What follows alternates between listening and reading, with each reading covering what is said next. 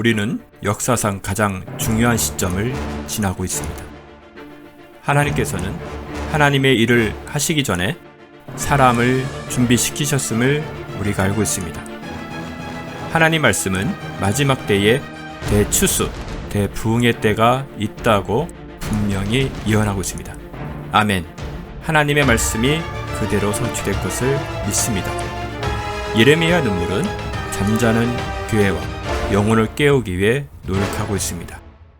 이 가슴 뛰는 일에 함께 하길 원하시는 분은 카카오 채널로 연락 주시기 바랍니다. 당신은 위대한 하나님의 사람입니다.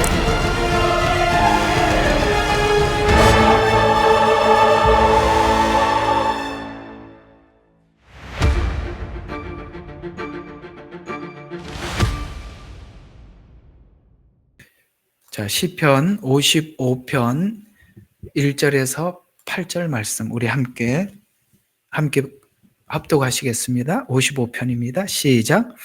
오 하나님이여 나의 기도에 귀를 기울이시고 나의 간구로부터 자신을 숨기지 마소서. 내게 주의를 기울이시고 내게 들으소서. 내가 슬픔으로 편치 못하여 탄식하오니 이는 원수의 음성과 악인의 압제 때문이니이다. 그들이 내게 죄악을 던지며 진노로 나를 미워하나이다. 내 마음이 내 안에서 심히 아파하며 사망의 공포가 내 위에 떨어졌나이다. 두려움과 떨림이 내게 임하였고 공포가 나를 덮었나이다. 내가 말하기를 오 내가 비둘기처럼 날개가 있다면 그러면 내가 멀리 날아가 안식하리라. 보라 그러면 내가 멀리 달아나 광야에 거하리라. 셀라 내가 폭풍과 광풍에서 빨리 피하리라 하였나이다. 아멘. 오늘 시편 55편 말씀은 압살롬이 반역하고 여러분 그 다윗이 평생 함께 있었던 책사라고 하죠. 그러니까 뭔가를 옆에서 조언을 해주고 바른 길을 제시해 주었던 책사 혹시 이름 아십니까? 그 사람 이름이 아히도벨인가? 그럴 겁니다. 아히도벨.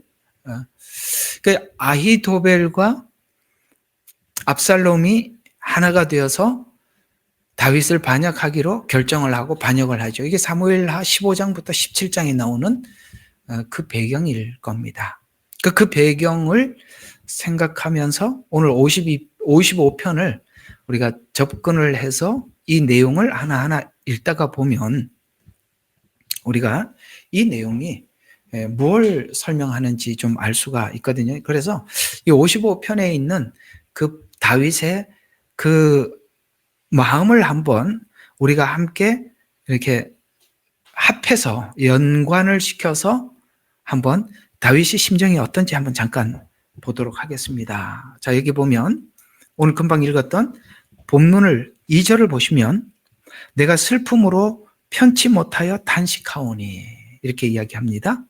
근데 이는 원수의 음성과 악인의 압제 때문입니다. 자, 한번 생각해 봐요. 원수의 음성과 악인의 압제가 이제 오늘 잘 들어야 돼요. 오늘 이야기는 좀 깊은 이야기라서 그래요. 원수, 악인 그러면은 우리가 다윗이 일생을 살아가면서 원수가 있었고 악인이 있었습니다. 그 구체적으로 우리가 잘 알고 있는 원수, 악인이 누구냐면 가장 먼저 등장하기로는 블레셋의 골리앗입니다. 그는 분명히 원수였고 악인이었습니다. 그러나 그 원수는 하나님을 의지해서 물리쳤어요. 두 번째 원수와 악인이 등장합니다. 우리가 알고 있는 사울입니다. 그는 골리앗처럼 그렇게 무기를 써서 쳐서 죽일 대상은 아니었습니다. 왜? 하나님이 기름 부어 세운 종이었거든요.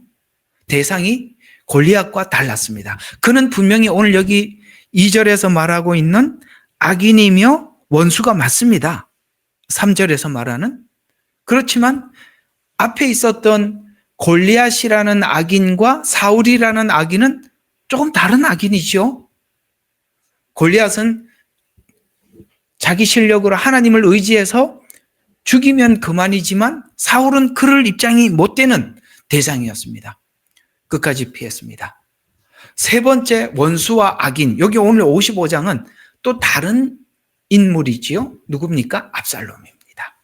그리고 자기 옆에 있던 아히도벨입니다. 이게 무슨 이야기냐? 골리앗은 죽이면 그만이고 사울은 피하면 그만인데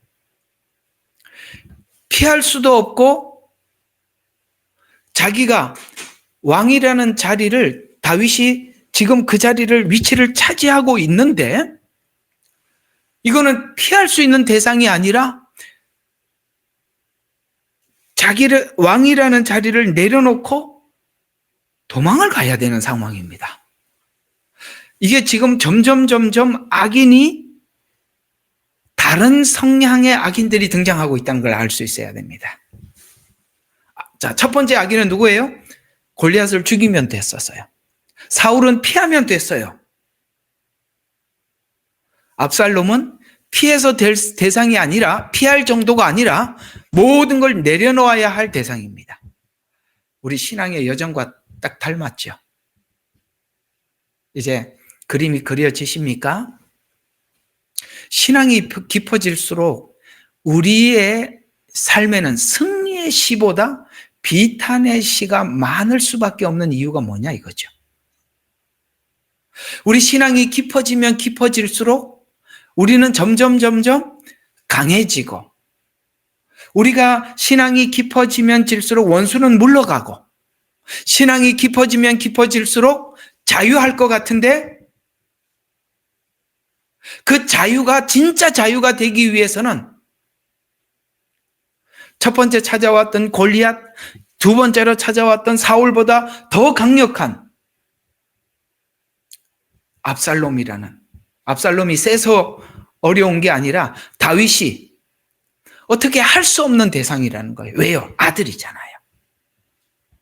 내 아들 압살롬아 하고 울었던 다윗의 그 비탄의 눈물의 기도를 성경은 기록하고 있죠.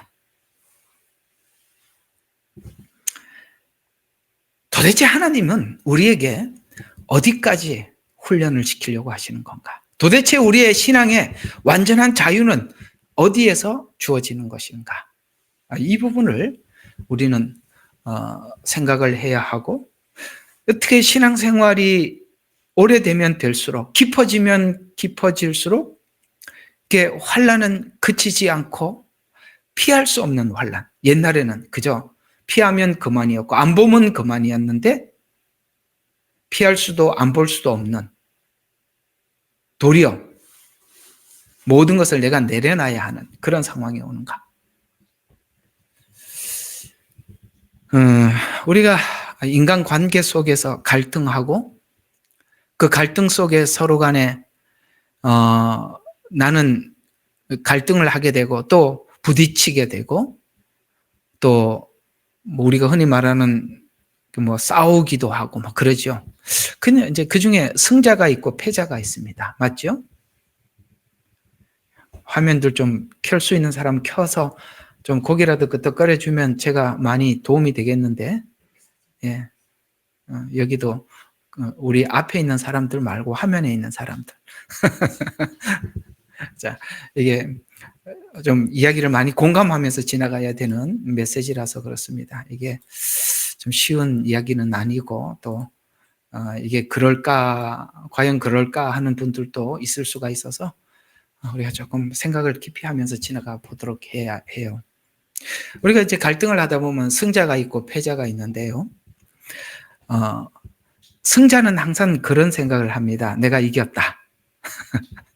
내가 이겼다. 이런 생각하지요. 여러분, 근데 우리가 곰곰이 생각을 해보십시오. 누가 승자고 누가 패자인지 아십니까? 예, 패자는 덜 사랑하는, 그러니까 더 많이 사랑하는 사람이 지는 겁니다. 하나님이 우리에게 이긴 것 같습니까? 하나님이 우리에게 졌습니다. 패자입니다. 왜요? 우리를 더 사랑하기 때문에 예수님이 저 주신 겁니다. 우리는 앞에 있는 사람도 반응을 좀 보여주세요. 눈 감지 말고. 우리는 내가 큰 소리를 치고 상대방이 굴복을 해서 이겼다고 생각하죠. 그게 패자예요. 진짜 승자는 누구냐면 더 많이 사랑하는 사람이 져주는 겁니다. 여기까지 가자는 거예요. 오늘 여기 여러분 옛날에 제가 잘 단권 아주 얇은 책이었습니다만 사람들에게 큰 감동을 주었던 한 권의 책이 있습니다. 여기 있는 분들 중에서도 이 책을 읽으신 분이 있는지는 모르겠습니다만 새 왕 이야기라는 책 혹시 들어보신 적 있나요? 새 왕 이야기. 그 새 왕 누구죠? 사울. 그 다음에 다윗, 압살롬이죠. 그들은 모두가 왕이 되고자 했던 사람이었고 또 왕이 된 사람들이었습니다. 물론 압살롬은 하려고 하다가 중간에 그만뒀지만요. 그 세 왕들의 이야기, 모두가 가장 정점에 올라가면 왕이라는 정점, 권력의 최고봉이 아니겠습니까? 거기에 올라가면 자기 모든 것을 자기 마음속에 있는 것을 쏟아낼 수 있는, 자기 권력으로 쏟아낼 수 있는 그런 위치에 와 있을 때 사람들은 뭘 어떻게 운전하는가, 우리 옛날에 운전자론 이런 말이 나왔지 않습니까? 왜요? 자기가 왕이 운전을 하잖아요. 나라를 운전하고 리더가 운전을 하지 않습니까?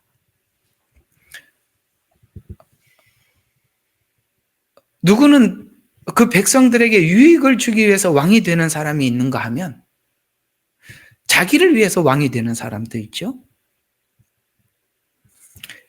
다윗이 진정한 왕이 되기 위해서는 세 번째인 이 압살롬이 반역했다는 소식을 듣고 다윗이 어떻게 했는지 아십니까? 그건 골리앗이나 사울은 다윗이 왕이 되기 전에 있었던 대적자였습니다.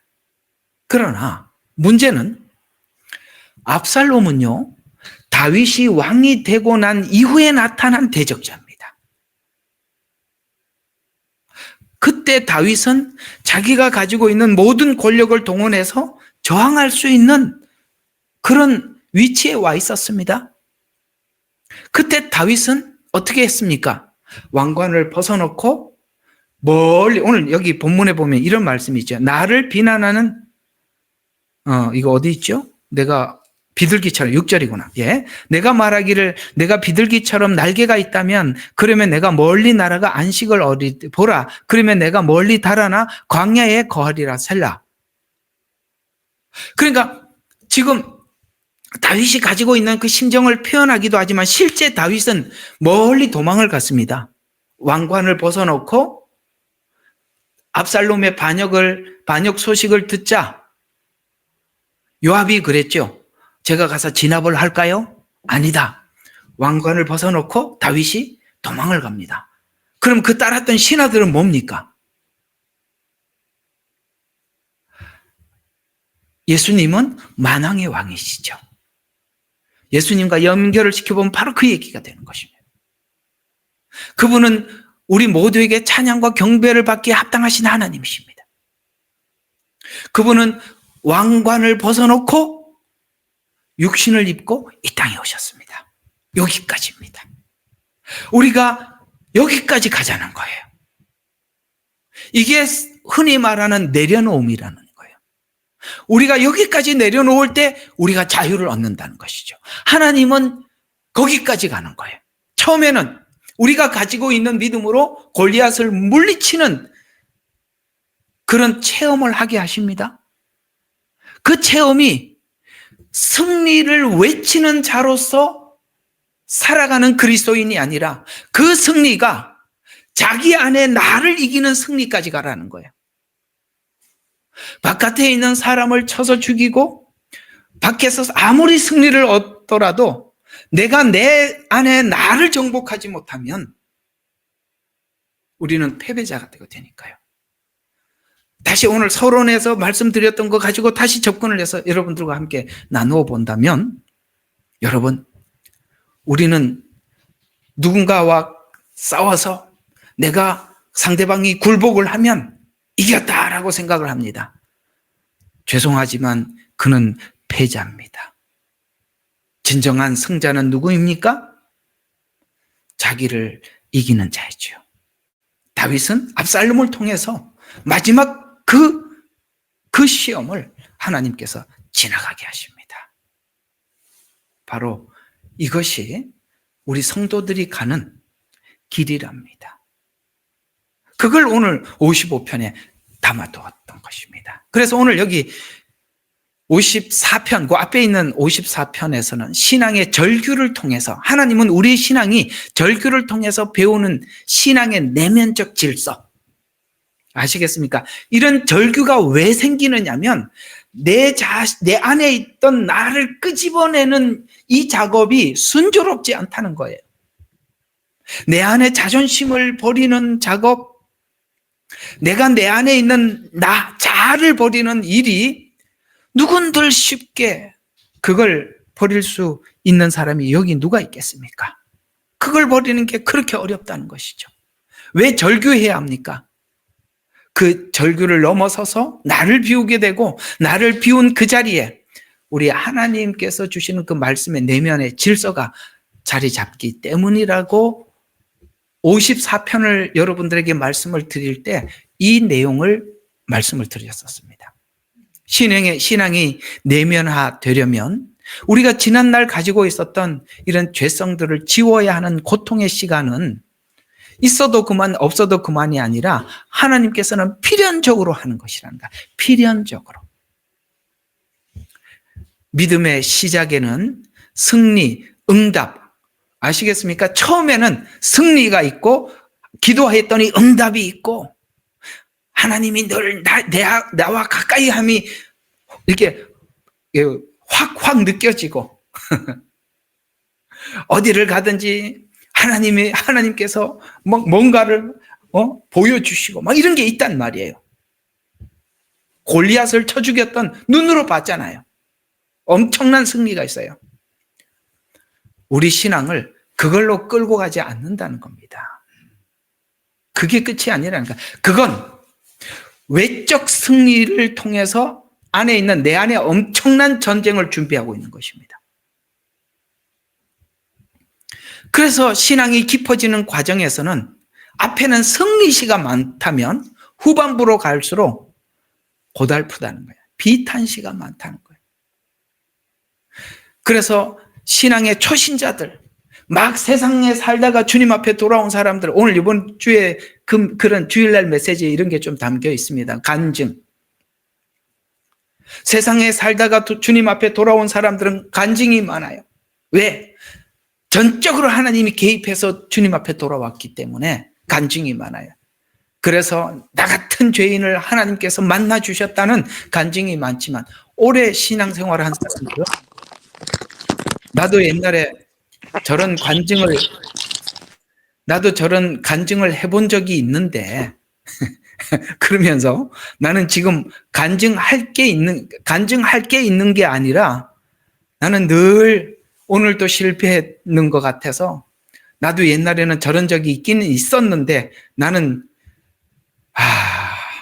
누군가 오늘 참 비탄시다. 그러니까 이 사람은 누구는 앞에 와서 승리를 간증하는데 나는 비탄을 간증할 수밖에 없어. 그런데 나는 간증할 게 없는 거예요. 오늘도 오그라들었습니다. 오늘도 실패했습니다. 오늘은 졌습니다. 나는 그리스도인 같지 않는 그리스도인이라는 이름만 붙어 있습니다. 이런 얘기를 할 수밖에 없는. 왜? 비참하거든요. 그런 비탄시가 많아진다는 거야. 후반부로 갈수록. 이게 어디서 나오느냐? 성경이 그렇게 증언하고 있거든요. 출애굽기가 그렇듯이 애굽에서 나올 때 승리시가 잠깐 반짝했죠. 광야 생활을 통해서 그들은 늘 토해내는 과정이 하늘의 만나를 먹어요. 하나님이 지금 땅에서 살고 있지만 하나님이 주시는 만나를 먹으면서 하나님의 말씀으로 산다는 것을 배우는 이 과정 속에 그들의 입은 추하기가 더럽기가 그지없더라는 거예요. 끊임없이 하나님에 대해서 원망하고 불평하고, 내가 왜 애굽에서 나왔던 고, 우리로 표현하자면 내가 왜 예수를 진작에 믿어서 이 고생인고, 이런 얘기를 하는 것하고 똑같다는 거죠. 그런 것처럼 하늘의 만나로 살아가는 인식의 변화의 생활의 변화를 겪어서 받아들이는 과정 속에 이스라엘 백성들의 원망과 불평이 있듯이 우리는 비탄한 일들이 많을 수밖에 없어서 오늘 여기 시편의 대부분은 승리의 시보다는 앞에 죽을 지경입니다. 하나님 내 말을 좀 들어주세요. 저 죽을 지경입니다. 하나님 왜 저를 이처럼 이렇게 내버려 두십니까?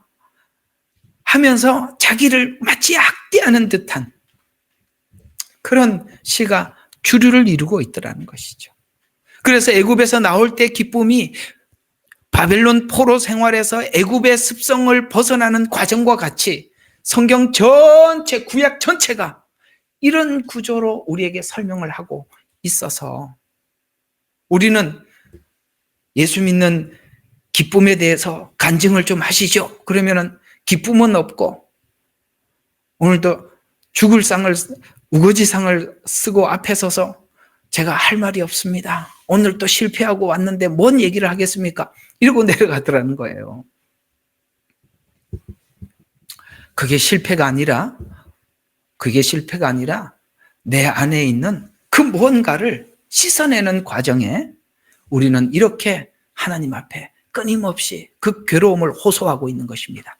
시편을 읽다 보면 읽기 싫을 때가 너무 많다는 거예요. 왜 죽을 지경? 이 다윗이 맨날 그 골리앗을 죽였던 다윗은 어디 가고 왜 이렇게 죽을 지경 이런 소리만 계속 뱉어내냐? 그런 생각이 들지 않으세요? 왜 이 비탄시가 필요하냐? 바로 예수님의 생애를 보면 죽음을 넘어 부활을 경험하기 위해서는 철저한 죽음의 자리에 가서 완전한 죽음 뒤에 부활이 있듯이 적당히 죽고 난 뒤에는 부활이라는 말이 성립이 안 되잖아요. 반 죽은 사람이 무슨 부활이 있겠어요? 그냥 기절했다가 살아난 거지. 맞죠? 우리는 기절한 걸 가지고 죽었다고 착각하는 거예요. 아니요. 하나님 완전히 죽으라는 겁니다. 그래서 우리가 죽음의 자리에 가서 거기서 부활을 경험하듯이 하나님을 체험한 초기에 맛보았던 골리앗의 그 승리가 십자가 죽음과 부활을 믿는 믿음으로 발전해 나가기 위해서는 십자가 죽음이라는 과정이 철저하게 그냥 멀리 예수님이 죽었다 살았대요가 아니라 나도 무덤 속에까지 내려가는 그런 처절한 경험을 하고 체험을 해서 하나님이 거기서 우리를 부활을 시켜야 그 이후에 주의 영광을 위해서 살아가는 모든 것에서 영광을 도둑질하지 않고 하나님께 돌리는 사람이 되기 위해서 하나님이 그렇게까지 하시더라는 거예요. 왜 우리가 이렇게 살면서 이렇게 고난이 많은가 이제 감이 오시죠? 그래서 시편 그 앞에 있는 54편은 그런 의미에서 신앙 고백이 그냥 고백이 아니라 실제 내게 체험과 경험에서 다시 그 위에 믿음에서 안착되는 과정의 관계를 설명해 주고 있는 것입니다. 그래서 오늘 54편과 55편의 차이는 뭐냐면 이게 전부 다 관계에서 오는 고난이거든요. 관계에서 오는 고난.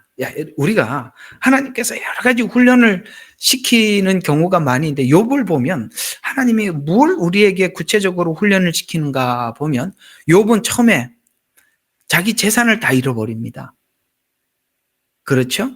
종들이 또 그렇게 죽기도 하고 그렇게 하죠. 거기다가 그럼 가족만 있으면 되는데 이 부인도 야, 네가 믿는 하나님 저주하고 죽으라. 야, 이게 할 말이에요, 부부간에. 그죠? 이렇게까지 이야기를 해요. 그 다음, 처음에는 재산이에요. 거기까지는 잘 참았어요. 그때까지 다 잃어버리고 난 뒤에도 욥은 뭐라 그랬습니까? 주께서 주셨으니 하나님께서 취하실 이도 주님이시다 하고 그냥 딱 거기까지 갔어요. 이 재산 잃어버리는 것까지는 믿음으로 고백할 수 있었으나 정말 어려웠던 것은 관계에서 오는 거였어요. 관계. 오늘 이 문제가 실제 여러분의 신앙생활 속에 있단 말이에요. 관계에서 오는 거. 그래서 오늘 여기 사람들이 이렇게 제가 이름들을 항상 옆에 이렇게 들어온 분들의 이름을 이렇게 보고 있는데 여기 있는 사람들 중에 여러분에게 어떤 실망을 주고 어떤 아픔을 주더라도 여러분들 그걸 극복하지 못하면 여러분은 항상 다시 훈련을 받는 겁니다. 넘어가셔야 돼요. 그래서 오늘 여기 보면 55편은 압살롬의 반역으로 인해서 오는 내부로부터 받는 고통을 기록하고 있는데 사람과의 관계 속에 엮여 있는 가장 신뢰했던 그 중에 사랑의 관계 속에 여러분 부모와 자식과의 관계는 이건 사랑으로 묶여있는 관계예요. 압살롬 같은 행동을 하더라도 아버지로서는 압살롬을 부인할 수 없어요. 그래서 압살롬이 그렇게 반역을 해서 이 다윗의 군인들이 압살롬을 죽였어요. 그랬더니 자랑 삼아 다윗에게 고백을 했더니 다윗이 그 군사를 죽이면서 울면서 뭐라 그랬습니까? 내 아들 압살롬아 했을 때 그 전쟁에 겨우겨우 승리했던 그 군사들은 그 다윗의 눈물을 흘리면서 압살롬을 향해서 우는 모습을 보고 별의별 생각이 다 들었을 거예요. 자기들은 다윗의 목숨을 지켜주기 위해서 목숨을 걸고 싸워서 결국은 적장이었던 압살롬을 처형하고 돌아왔더니 다윗은 말하기를 내 아들 압살롬아 하고 울고 앉아 있으니 한번 생각해 보세요. 이게 바로 부모와 자식 간에 묶여있는 뗄 수 없는 관계 속에서 하나님이 훈련을 하시더라는 거예요. 내 자식은 왜 그래? 압살롬이니까 그러는 거예요. 하나님께서 거기까지 하시더라는 것이죠. 그래서 우리가 이걸 생각해 봐야 될 것이 아들이 백성의 마음을 사고 배반과 반역을 준비하는 상황에서 겪은 고통을 기록하고 있어요. 다 듣고 있단 말이에요. 알고 있단 말이에요. 이건 왜 성경은 이런 이야기를 했냐? 우리 모든 믿는 신자가 지나가고 겪어야 할 신앙의 고통 중에 하나는 내가 가장 사랑하는 그리고 버릴 수 없는 사람으로부터 우리가 외면을 당하고 배반을 당하는 아픔을 겪을 때 내 안에서 내가 나를 승리할 수 있다는 거예요. 사람을 넘어가지 못하면 항상 나는 내가 나를 넘지 못하는 거예요. 사람을 넘어가면 내가 나를 이긴 거고 사람을 못 이기면 내가 나를 못 이긴 거예요. 그 얘기를 하고 싶은 거거든요, 성경은. 자기를 극복하지 못하면 사람을 구원하지 못한다. 자기를 이기지 못하면 사람을 극복하지 못하면 자기를 극복하지 못하면 늘 사람 때문에 저 사람은 이래서 저 사람은 이래서 늘 사람 탓을 하게 돼서 우리는 하나님의 온전한 사역자가 될 수가 없어요. 이런 고통과 아픔을 경험해야 하는 이유는 가장 사랑하고 믿는 사람에 대해 더 이상 사람에 대해서 기대하지 말고 하나님만 기대하기 위함입니다. 왜? 우리는 사람에 대해서 자꾸 뭔가를 기대를 걸고 이렇다 저렇다고 점수를 매기고 평가를 하거든요. 그러면 우리는 주님께서 하신 말씀 딱 그대로 뭡니까? 사랑하는 자만 사랑할 줄 알면 그게 무슨 사랑이냐? 세상 사람도 그건 할 줄 안다. 우리가 하나님의 사역자들이 이거 가리고 저거 가리고 뭘 하겠냐 이 말이에요. 그래서 이 과정은 누구에게나 있는 과정이고, 이 과정 없이는 사람도 믿고 하나님도 믿게 되면, 이 과정 없이는 사람도 믿고 하나님을 믿게 되면, 하나님 앞에도 하나님 왜 저 사람 저렇게 하는 걸 가만히 둬요? 하나님 앞에도 실족하고 사람인데도 실족하는 거예요. 실제 이게 도대체 좀 뭐냐를 조금 설명을 하면, 실제 교회 생활에서 겪을 수 있는 여러 가지 예들이 있어요. 좀 구체적으로 좀 설명을 해보면 이런 것들이죠. 교회 안에서 믿었던 사람들이나 동역자들로부터 받는 오해와 비난. 여러분, 이게 없을 수가 없어요. 아셨어요? 여러분들이 누군가를 믿고 따르겠지만 믿지 마세요. 그래서 사람은 사람으로 이해를 하셔야지. 인간은 인간이에요. 인간이 예수님도 아니고 하나님도 아니에요. 여러분들이 기대하는 만큼 그런 사람은 없습니다. 그래서 우리는 교회 안에서 믿었던 사람들이나 동역자로부터 오해와 비난이 있을 수 있어요. 또 하나, 가족 안에서 외면당하는 아픔들. 우리가 이상하죠? 바른 신앙을 추구하다가 이상하게 같은 교회를 다니고 같은 신앙을 가지면서도 서로가 틀려서 가족들로부터 충돌이 일어나요. 예수님도 그랬죠. 예, 가족들로부터 고향에서는 인정을 받지 못했습니다.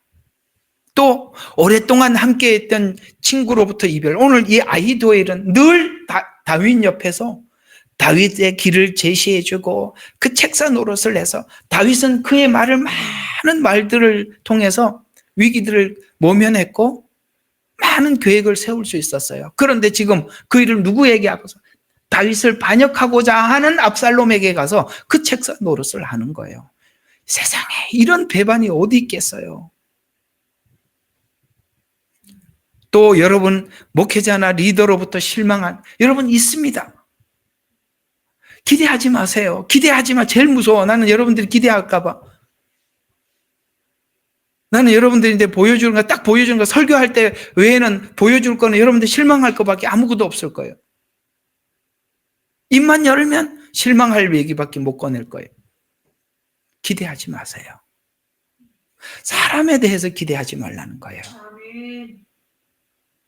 그래서 목회자나 리더에게 실망할 때나 또 믿음 안에 양육했던 자녀가 방황하거나 신앙을 떠나는 모습, 참 아이들인데 그렇게 정성을 쏟았어요. 아이들이 하나님을 떠나는 모습을 바라보면 여러 가지 이 관계에서 오는 수많은 아픔들, 욥이 마치 아내가 하나님을 저주하고 죽으라고 떠난 이런 것처럼 말이죠. 친구들이라는 게 위로한다고 찾아왔는데 속만 썩이고 속을 부글부글 끓게 만들어요. 하나님께서 이 관계에서 오는 이 훈련을 필연적으로 하더라는 거예요. 왜 그렇게 해야 되나? 성경이 원래 처음부터 그렇게 설정이 되어 있어요. 설정. 어디서부터 설정이 그렇게 되어 있었죠? 믿었던 하와가 준 선악과 그걸 먹었더니 쫓겨났어. 믿었더니 뭐라 해서 왜 먹었냐고 물었더니 당신이 준 하와래. 또 하와는 들으니까 이 바보같이 왜 내가 주는 거 왜 먹었어? 이런 속이 상하죠. 서로가 서로에게 당신이 준 하와 그랬어. 하와 보고 왜 먹었냐 그러니까 당신이 다 이게 하나님이 이렇게 이게 결국에는 이게 뭐냐면 다 핑계를 해서 사람인데 핑계를 대고 그다음에 또 하나님께 핑계를 대고 이해가 가시죠? 이렇게 하면 답이 없다는 거예요. 이게 인간의 본성이라는 거예요. 그리고 아벨과 가인이 이제 아담과 하와 다음으로 물론 다른 사람들도 많이 있었겠습니다만 성경에는 꼭 필요한 인물들만 이렇게 기록을 했으니까 가인과 아벨에서 가인에 의해서 아벨이 죽임을 당해. 관계. 지금 그 관계를 설명하는 거예요. 하나님께서는 아브라함에게 약속하셨었죠. 그 약속을 이어가는 과정 속에 요셉이라는 한 인물이 등장을 하죠. 여전히 그 형제들, 관계로부터 외면을 당해서 결국은 그것이 형제들은 악을 선택하였고 악한 행동을 했지만 그 악이 뭘 만들어내더라? 선을 만들어내더라. 그 악한 어떤 사람들을 통해서 나를 만들고 있더라는 거예요. 그게 창세기의 가장 마지막 부분에 창세기의 기록 목적으로 이렇게 나와 있어요. 창세기 50장 20절에 보면 당신들은 나에 대하여 악을 계획했을지라도, 여기 당신들은 관계죠. 형제들을 이야기하지 않습니까? 악을 계획했을지라도 하나님께서는 그것을 선으로 계획하시어 오늘과 같이 많은 백성을 살도록 구원하시려 하셨으니, 이걸 극복한 사람을 통해서만이 하나님의 구원의 사역을 할 수 있더라는 거예요. 사역자가 뭐냐? 하나님의 종이 뭐냐? 이걸 넘어선 사람들이라는 거예요. 이걸 넘어서지 않으면 우리는 아무것도 할 게 없어요. 왜? 우리는 늘 사람에 대해서 평가하고 점수만 매기고 앉아 있으니까. 똑같은 일을 예수님에게도 있었습니다. 예수님은 십자가의 못 박음이 우리 모두에게 영생을, 그 사람들이 악을 행하죠. 십자가에 못 박으소서 악을 행했습니다. 그러나 그 악이 뭘 만들더라요? 예, 그렇습니다. 우리에게 생명을, 영생을 주셨습니다. 우리는 늘 악을 행합니다. 어디에서 악을 행합니까? 선악과 먹지 말라고 그랬더니 먹었어요. 실패했죠. 노아를 통해서 하나님께서 노아 가족이라는 그 심판을 눈으로 확인했지만 노아 후손을 통해서 훗날을 바벨탑을 쌓았어요. 여러분, 바벨탑을 쌓은 조상이 노아 후손이라는 거예요. 구원을 경험했으면서도 인간은 또 악을 행해요. 바벨탑을 쌓습니다. 아브라함에게 언약했습니다. 야곱의 자손들, 그 후손들의, 그 야곱의 후손들이었던 형제들, 그들이 요셉에게 악을 행하지요. 예수님이 이 땅에 오셨더니 자기 동족이었던 형제들이 예수님을 십자가에 못 박으라고 외쳐 이방인이었던 빌라도가 어떻게 해야 될지 몰라요.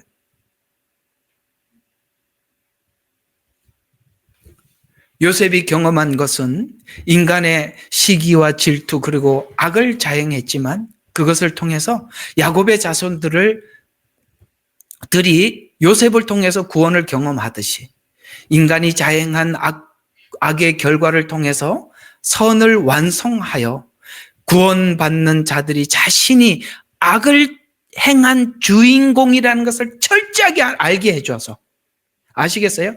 우리가 구원을 받고 난 이후에 철저한 그 안에 내 안에 어떤 선도 없는 순수한 악 때문에, 죄 때문에 구원을 받았다는 것을 확인시켜. 아시겠어요? 죄인이라는 걸 철저하게 각인시켜서 구원을 시키는 거예요. 그럼 누군가는 그 악한 자들로부터 이렇게 예수님이 고통을 받듯이 고통을 받아야만 했던 것입니다. 그게 누구냐? 하나님의 종이라는 거예요. 하나님의 사역자들이라는 거예요. 여러분들이 여러분 가족 구원을 위해서 기도하고 계신다면 하나님께서 순조롭게 우리 가족을 구원하리라고 꿈도 꾸지 마십시오. 우리가 이런 과정 없이 그 영혼 구원은 없어요. 이제 여러분 편하게 우리 온 가족이 어느 날 하나님께서 지옥 구경 한번 살짝 시켜줘서 아이고야 네가 말하던 천국과 지옥을 내가 보고 왔다. 내가 네 말이 맞았구나. 잘못했다. 이런 기대하고 있죠. 그러면 얼마나 좋겠어요. 하나님이 꾹 밟았다가 죽을 만하면 숨 잠깐 쉬게 했다가 야 하나님 살아계신 거 확실하네. 네가 믿는 하나님처럼 나도 믿겠다. 그러면 얼마나 좋겠어요. 누구는 악을 행하고 누구는 그 악을 행하는 자를 통해서 만들어지고 있대요. 만들어지고 있대요. 이게 지금 54편과 55편이 우리에게 알리고 싶은 메시지죠. 이런 과정이 신자 생애에 누구에게나 있다는 거예요. 자신의 악을 행하는 장본이라는 것을 알아야 악을 통해서 고통을 받으면서 자신이 악한 존재임을 인식해서, 그래서 자신이 얻은 구원이 선의 결과가 아닌 악의 결과, 죄의 결과임을 인식하는 신앙이 되라고. 누구는 악을 행하도록 하고 누구는 그 악을 받고. 아시겠어요? 또 하나님께서 어느 날 그 악한 자가 구원을 받아서 여기 섰다가 또 누군가가 악을 행함으로, 야, 나도 옛날에 이렇게 악을 행했던 자구나 라는 것을 결코 잊지 못하도록 우리 평생에 여기다가 묶어놓고 구원을 이루어 가신대요. 아이고야, 이런 말씀이 어디 있나? 있죠. 한번 볼까요? 고린도후서 4장으로 갑니다. 근거를 대야 되니까 훨씬 더 이 근거를 대면 쉽게 이해할 수가 있습니다. 고린도후서 4장 8절에서 12절 함께 보도록 하겠습니다. 고린도후서 4장 8절에서 12절 제가 읽어 드리겠습니다. 8절입니다. 우리가 사면에서 곧 고난을 당하여도 괴로워하지 아니하며 당혹스러운 일을 당하여도 절망하지 아니하며 박해를 받아도 버림받지 아니하며 내던져져도 멸망하지 아니하며. 자, 이게 왜 그랬는지를 나와요. 10절에 예수의 죽으심을 몸에 지니고 다님은, 이렇게 나와요. 무슨 뜻일까요? 보세요. 옛날에 이 일을 누가 했었죠? 바울이 했었죠. 바울이 기독교인들에게 뭘 했어요? 고난을 줬어요. 괴롭게 만들었어요. 당혹스럽게 만들었어요. 박해를 했어요. 그리스도인들에게 뭐 했습니까? 내던졌어요.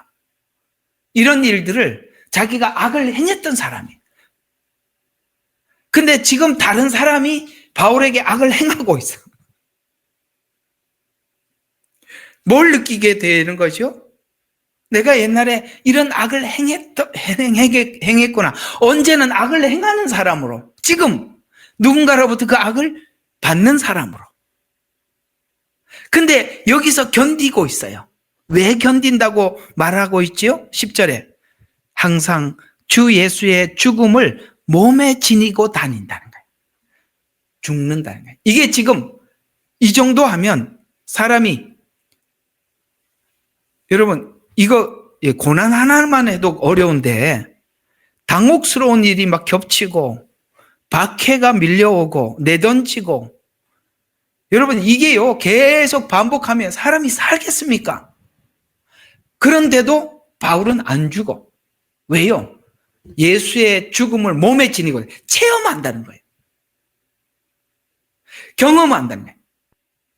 그래서 이 예수님의 죽음이 막연한 제3자의 이야기가 아니라 자기 이야기가 되더라는 거예요.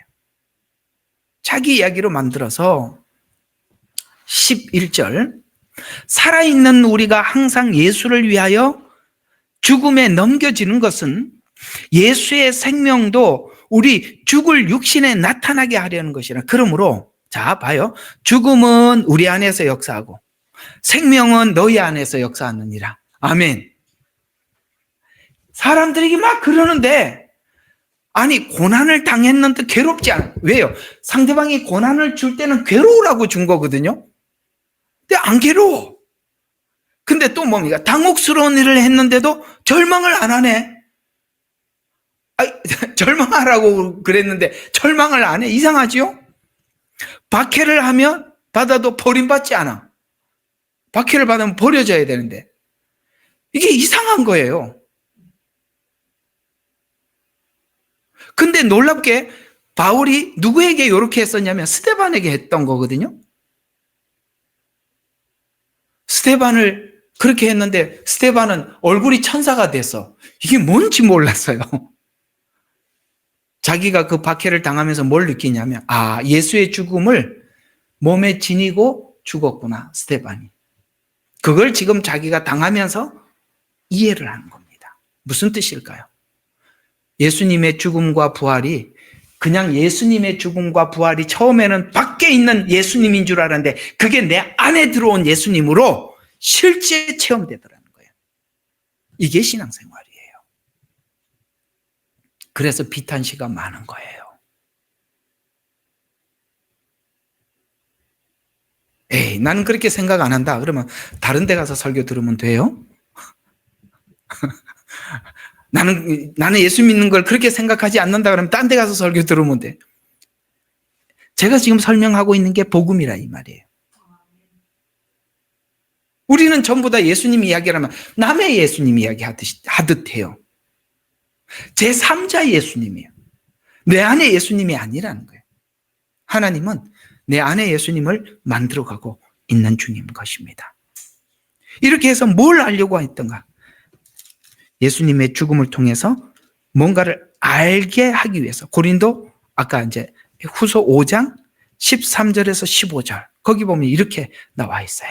3장 5장 13절에서 15절을 보면 만일 우리가 미쳤어도 하나님을 위하여 한 것이요 정신이 온전하여도 너희를 위하여 한 것이니라. 이게 무슨 말이에요? 정신이 하나도 없더라는 거예요. 어떨 때는 누가 보면은 이건 미친 사람 같기도 하고 어떨 때는 온전해 보이고 참 희한한 거예요. 왜냐하면 맨정신으로는 저 정도 되면 저렇게 안 돼야 되는데 이게 이렇게 해도 이렇게 해도 이게 둘 중에 하나예요. 미쳤든지 정신이 올바르든지 둘 중에 하나인데 누가 어떻게 보면 미친 사람 같기. 왜? 미친 사람들 뭐 욕을 해도 침을 뱉어도 웃잖아요. 이게 미쳤든지 뭔가 이상한 거예요. 이해가 안 가는 거예요. 너무나도 이렇게 막 끊임없이 밀려오니까 미쳤어도 하나님을 위하여 한 것이요 정신이 온전하여도 너희를 위해서 한 것이다. 그리스도의 사랑이 우리를 강권하시느니라. 이는 한 사람이 모든 사람을 위하여 죽으면 이걸 알았다는 거예요.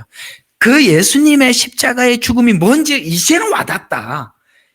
바로 이것이었다. 한 사람이 모든 사람을 위하여 죽으면 모든 사람이 죽은 것이라고 우리가 판단하기 때문이라. 그가 모든 사람을 위하여 죽으신 것은 이제 예수님의 죽음이 뭔지 이제 알겠다. 산 자들이 이제부터는 더 이상 자기를 위해서 살지 않고 자기를 위해서 죽었다 다시 살아나신 그분을 위해서 살게 하기 위해서 나에게 그런 시련을 주셨구나 라는 것을 알게 돼. 누구를 위해서 살도록 주를 위해서 살려면 내가 죽어야 주를 위해서 산다는 걸 알았다. 예? 입으로 아무리 외쳐대도 주를 위해서 여러분이 언어에 절제하지 않고 사람을 배려할 줄 모르고 뭐 할 줄 모르면 아무것도 되는 게 없다는 거예요. 하면 뭐해? 나중에 딱 그게 보이면은 상대방이 그게 딱 보이면은 어떻게 생각하겠어요? 아이고 잘 믿는 사람이나 안 믿는 사람이나 똑같네. 그러면은 뭐가 예수님을 뭘로 증명해내겠냐? 입으로만 증거할 거예요?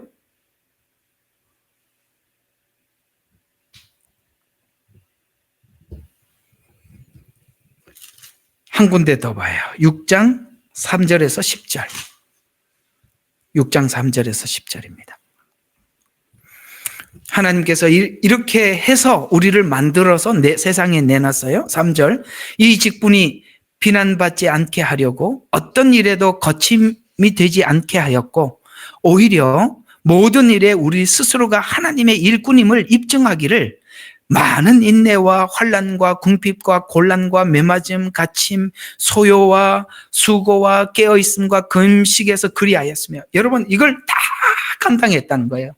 이게 그리스도를 위해서 죽는 모든 걸 다 감당했다는 거예요. 그래서 그걸 다 감당하면서 자 매맞음과 갇힘과 소요, 소요와 수고와 깨어있음과 금식에서 그리하였으면서 자 순결과 자 요거는 여러 가지 오는 외적인 환란들이에요. 그러나 내 안에 있는 순결과 지식과 오래 참음과 친절과 성령과 가식 없는 사랑과 여러분 이렇게 밖에서 오는 수많은 이렇게 하면 사람이 변질돼요. 내면이. 그런데 그리스도 안에서 죽었더니 뭐가 세워지더라? 순결이 세워지고 지식과 오래 참음과 친절과 성령과 가식 없는 사랑과 진리의 말씀과 하나님의 능력과 모든 능력과 오른손과 왼손과 의의 병기로서 영광과 오욕으로서. 자, 여기까지는 7절까지 일단 끊고. 자, 무슨 뜻인지 아시겠어요? 막 이렇게 계속 끊임없이 막 진짜 반죽을 하듯이 이렇게 막 이게 수많은 게 막 왔다 가면 사람이요 지쳐서 그냥 변질돼. 더 악하게. 세상 사람들이 이렇게 하면 더 독해지잖아요. 근데 독해진 게 아니고 어떻게 됐어요? 더 안에 내면의 질서가, 이게 신비로운 거예요. 이거는 인간이 본능적으로는 있을 수 없는 일이에요. 본능적으로는 불가능한 일인데 이런 일들이 바울의 내면 속에 생기더라는 거예요. 그래서 자, 지금부터 이야기는 이런 이야기입니다. 뭘 해도 아무렇지도 않더라. 이렇게 되는 거예요. 뭘 해도 아무렇지도 않더라.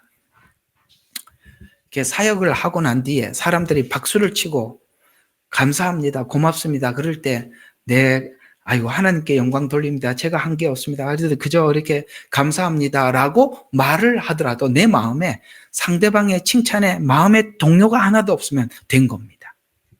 그 얘기예요. 오늘 여기 그 말이 이 말이거든요.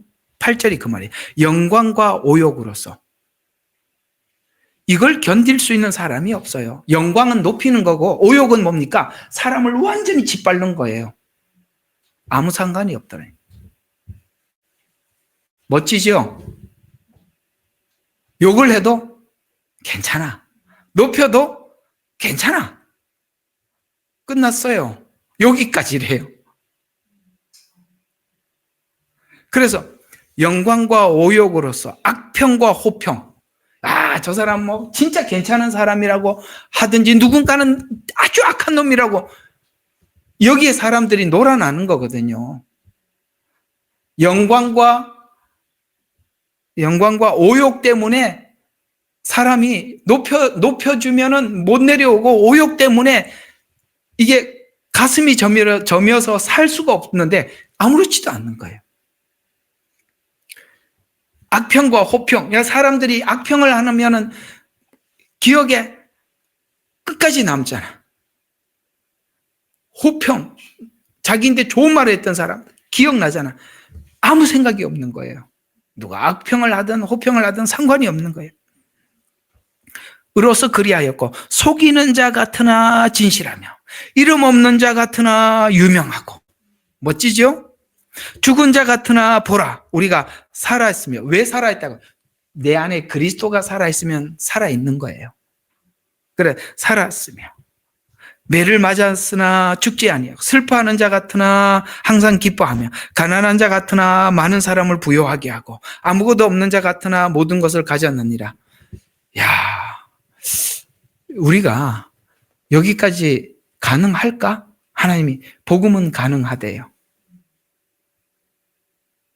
복음은 할 수 있답니다.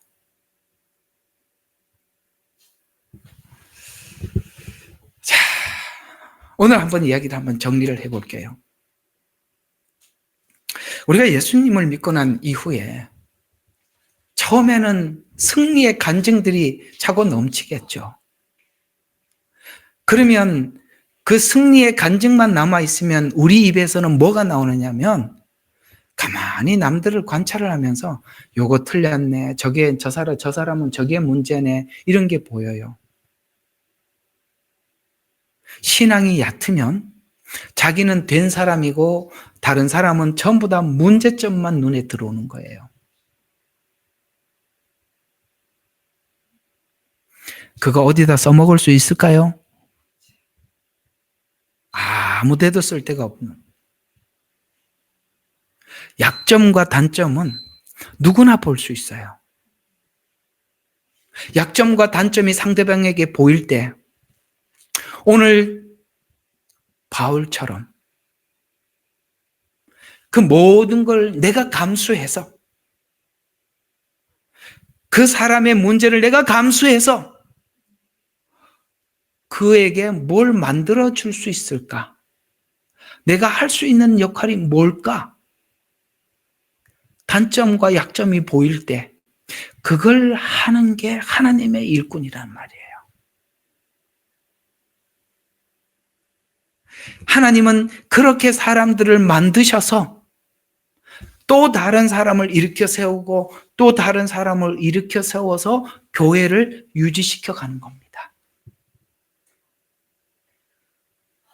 여러분의 가정의 구원을 이렇게 한 사람을 만들어서 그리스도 안에서 죽음이 무엇이고 부활이 뭔지를 보여줘서, 그래서 여러분들이 가족의 구원자로 하나님께서 부르셨다면 여러분 가족의 입에서 필연적으로 나와야 할 것이, 너가 그리스도 예수 안에 네가 이렇게 멋지게 변해가는 모습을 보니 하나님이 살아계시는 게 맞구나라는 말을 들어야 되는 거예요.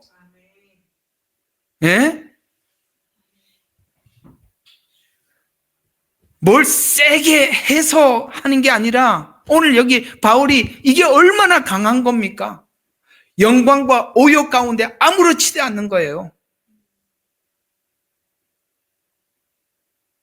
그래서 당신을 보니까 하나님 살아계시는 게 맞네, 이 말을 가족 중에 들어야 그들이 주님 앞에 돌아오는 거예요. 그러면 우리도 옛날에 그랬던 사람이었다는 것도 아셔야 됩니다. 예? 괜찮아서 예수님이 부른 게 아니라 독해서 악해서 부른 거예요. 그 중에. 예? 정리가 되셨어요?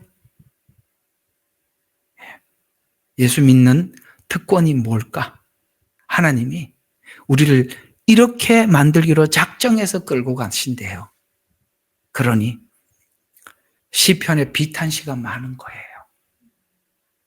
많이 우셔야 합니다. 하나님과 씨름하며 밤을 지새워야 하는 것입니다. 나의 악함에 정말 비참히 울던 내가 되어야 되는 거예요. 여러분, 그렇게 하나님 안에서 아름답게 만들어지기를 주님의 이름으로 축원합니다. 기도하겠습니다. 하나님, 다윗이 그 사랑했던 압살롬이 사람들의, 백성들의 마음을 산다는 이야기를 계속 들었습니다. 어느 날 아히도백이 그에게 찾아가서, 도벨이 그에게 찾아가서 이 반역을 구체적으로 어떻게 준비해야 돼, 그의 그 지혜 속에, 그 책사 속에 어떻게 반역을 준비해야 될지, 다윗은 그것을 어떻게 막아내야 될지 대책이 없습니다. 그러나 하나님께서는 마지막 다윗에게 묻는 것입니다. 너는 왕의 자리가 중요하냐? 나와의 관계가 중요하냐? 다윗은 두 번 생각하지 않고 왕관을 내려놓고 그는 먼 곳으로 도망가서 하나님께 기도하였습니다. 그때 하나님은 다윗의 진심을 보았고 하나님께서는 다윗에게 약속해 주셨습니다. 하나님, 그렇습니다. 우리는 밖에 있는 사람을 이기는 것이 이김이 아니라 내가 나를 극복하는 것이 진정한 승리임을 고백하게 해 주시옵소서. 양보할 줄 알고 배려할 줄 알고 상대방을 위할 줄 아는 그런 사람이 될 때 하나님의 사람으로서 빛을 발할 수가 있게 될 줄 압니다. 주님께서는 우리에게 말씀하셨죠. 너희는 세상의 빛이다. 너희는 세상의 소금이다. 소금의 역할을 하지 못하면 그저 세상 사람들에게 밟힐 뿐이라고 했는데, 하나님, 우리는 값진 소금이 되기를 소망하오니 주님 안에 우리를 맡깁니다. 주님의 손으로 빚으셔서 아름답게 만들어 주시옵소서. 예수님 이름으로 기도드렸습니다. 아멘. 예레미야의 눈물은 시대에 맞는 말씀 선포와 변질되지 않은 순수 복음을 외치고 있습니다. 함께 연결되어 하나님께 예배드리며 이 마지막 때에 하나님께 쓰임받길 원하시는 분은 카카오 채널로 연락 주시면 연락드리도록 하겠습니다. 고정 댓글에 채널 경고와 착제에 대비한 예비 채널과 제2채널 링크를 올렸습니다. 이 채널 또한 구독 부탁드리겠습니다. 감사합니다. 우리는 역사상 가장 중요한 시점을 지나고 있습니다. 하나님께서는 하나님의 일을 하시기 전에 사람을 준비시키셨음을 우리가 알고 있습니다. 하나님 말씀은 마지막 때에 대추수, 대부흥의 때가 있다고 분명히 예언하고 있습니다. 아멘.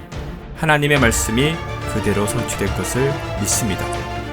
예레미야 눈물은 잠자는 교회와 영혼을 깨우기 위해 노력하고 있습니다. 이 가슴 뛰는 일에 함께 하길 원하시는 분은 카카오 채널로 연락 주시기 바랍니다. 당신은 위대한 하나님의 사람입니다.